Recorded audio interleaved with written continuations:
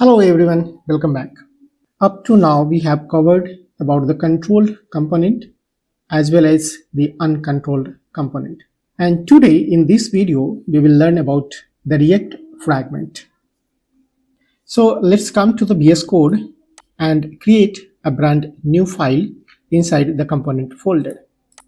So यहाँ पे हम लोग एक फाइल क्रिएट कर लेते हैं और फाइल का नाम देते हैं fragmentdemo.jsx और यहाँ पे हम लोग बना लेते हैं एक फंक्शनल कंपोनेंट सो RFCE और इसको इंपोर्ट कर लेते हैं हम लोग app.js के अंदर और यहाँ पे इसको पहले कमेंट आउट कर लेते हैं and here is our fragment demo and you see that this file is already imported in app.js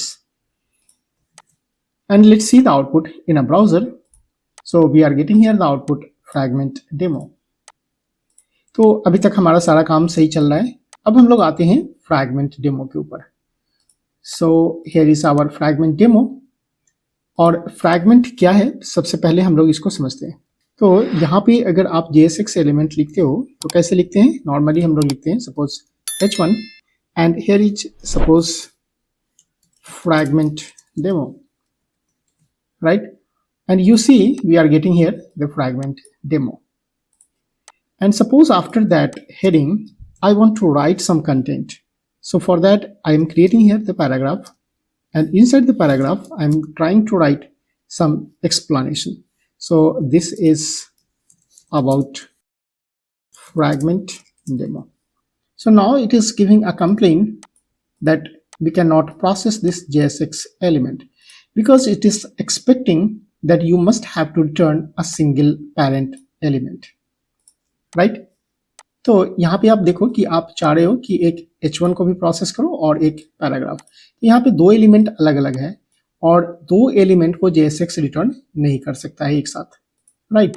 तो इसको हम लोग क्या करते हैं कि कंबाइन कर लेते हैं div के अंदर और inside the div we are writing here this two components, right?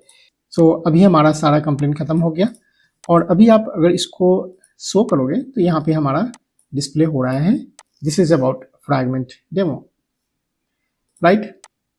अब यहाँ तक तो हमारा सही चल रहा है, हम लोग ये पहले से करते आ रहे हैं, राइट? इसमें कुछ नया नहीं है. नया क्या है उसको समझना है कि अगर हम लोग यहाँ पे लिखते हैं पैराग्राफ की जगह पर suppose I am writing here the UL and inside the UL you are trying to write some list item, right? You are writing here suppose the item 1 and then item 2 and so on, right? तो हम लोग यहाँ पे बस demo के लिए बस दो ही आइटम रखते हैं और अभी डिस्प्ले करते हैं, हमारा कोई प्रॉब्लम नहीं है. अब अगर ये लिस्ट आइटम है, अगर इस लिस्ट आइटम को आप चाहते हो कि डेटाबेस से वो सारे आइटम को हम डायनेमिकली रेंडर करना चाहते हैं, राइट? वो सारे डेटा हमारा कहाँ से आएगा? डेटाबेस के थ्रू. और डेटाबेस के अंदर में हो सकता है कि 20 आइटम है, 50 आइटम है, 100 आइटम्स है, वो सारे आइटम को डायनामिकली रेंडर करना है. तो मैं क्या करता हूँ कि इसके लिए यहाँ से इसको हटा देते हैं और एक न्यू कंपोनेंट क्रिएट कर लेते हैं.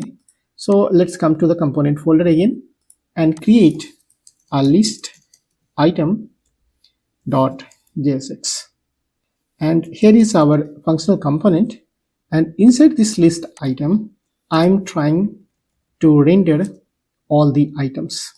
तो यहाँ से हम लोग क्या करते हैं, इस लिस्ट आइटम को हटा लेते हैं और इस लिस्ट आइटम की जगह पर इसको पेस्ट कर देते हैं. और अगर आप ये एज्यूम करो कि ये जो आइटम है ये सारा आइटम हमारा डेटाबेस के थ्रू आ रहा है, राइट? तो यहाँ पे हमारे पास बहुत सारे आइटम हो सकते हैं. अब अगर हम लोग इसको यूज करेंगे तो यहाँ पे सेव करो और यहाँ पे इंपोर्ट कर लेते हैं list items, right? And make sure that list item is imported in this file, right? तो यहाँ पे अगर आप देखोगे ब्राउजर के अंदर तो आपको आउटपुट में कोई डिफरेंस नजर नहीं आएगा, लेकिन अभी हम लोग चलते हैं इंस्पेक्ट के अंदर और यहाँ पे एलिमेंट्स है. एलिमेंट्स के अंदर में हमारा ऐप है, ऐप के अंदर में डिवीजन है, राइट?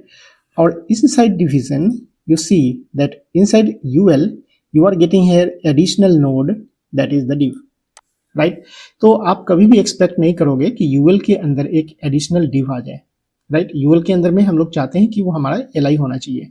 ये जो एडिशनल डिव है वो कहाँ से आ रहा है, तो आपका जो यहाँ पे हम लोगों ने ग्रुप क्रिएट किया था, क्योंकि यहाँ पे दो आइटम को आप बिना डिव के अंदर डाले रिटर्न नहीं कर पाओगे, राइट। तो इसके लिए आपको यहाँ पे डिव डालना पड़ेगा, और जैसे ही डिव डालोगे तो आपके पास एक एडिशनल डिव आ जाएगा, राइट। तो ये एडिशनल जो डिव आ रहा है, ये डिव नोड हम नहीं चाहते हैं कि बनना चाहिए किसके अंदर, यूएल के अंदर। तो इसके लिए यहाँ पे हम लोग क्या करते हैं, तो यहाँ से डिव को हटाते हैं और लगा लेते हैं क्या, react dot fragment, right. That's all. ये हमारा सिंपल सा काम है कि जब आप ग्रुप करना चाहते हो तो आप रिएक्ट डॉट फ्रैगमेंट करो, और इसको लगाने से बेनिफिट क्या हुआ वो आपको यहाँ पे दिखेगा। देखो यूएल है, और यूएल के अंदर में जो एडिशनल नोड क्रिएट हो रहा था हमारा डिव का, वो चला गया। सो आई होप आपको समझ में आ रहा होगा कि यहाँ पे जो एडिशनल हमारा जो नोड क्रिएट हो रहा था वो एडिशनल नोड क्रिएट नहीं हुआ।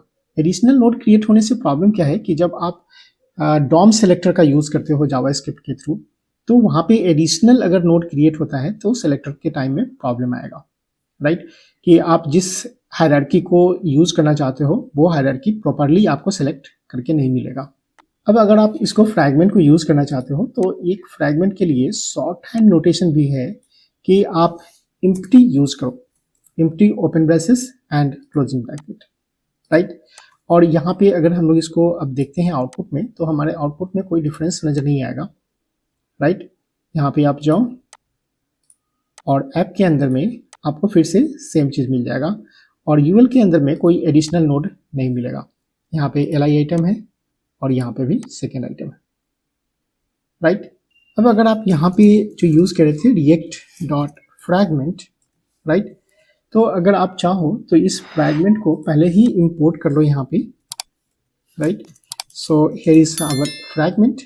तो यहाँ पे रिएक्ट डॉट फ्रैगमेंट लिखने की कोई जरूरत नहीं है, आप डायरेक्ट फ्रैगमेंट लिख सकते हो। और अब अगर आउटपुट देखोगे ब्राउजर के अंदर में, तो फिर यहाँ से रिफ्रेश करो और सेम रिजल्ट मिलेगा। यहाँ पे हम लोगों को आईडी के अंदर जाना है और यहाँ से हम लोगों को यूएल मिला, यूएल के अंदर में एलआई, राइट। तो आप यहाँ पे दो तीन तरीके से कर सकते हो, या तो रिएक्ट डॉट फ्रैगमेंट, या फिर फ्रैगमेंट को पहले ही इंपोर्ट कर लो यहाँ से, फिर आप फ्रैगमेंट को यूज करो, या फिर शॉर्ट हैंड नोटेशन यूज कर सकते हो। आप फ्रैगमेंट भी नहीं लिखना चाहते हो तो डायरेक्ट यूज करो। तो आजकल जो हम लोग यूज करते हैं वो इसको ज़्यादा प्रेफर करते हैं, क्योंकि हम लोग टाइप करने से बचना चाहते हैं, राइट। तो क्यों हम फ्रैगमेंट भी यूज करें या रिएक्ट डॉट फ्रैगमेंट यूज करें, आप डायरेक्टली शॉर्ट हैंड नोटेशन को यूज करो, राइट। सो आई होप आपको समझ में आ गया होगा कि रिएक्ट फ्रैगमेंट हमको कैसे यूज करना है, right. So that's all for this video, we will see you in the next video, till then bye bye.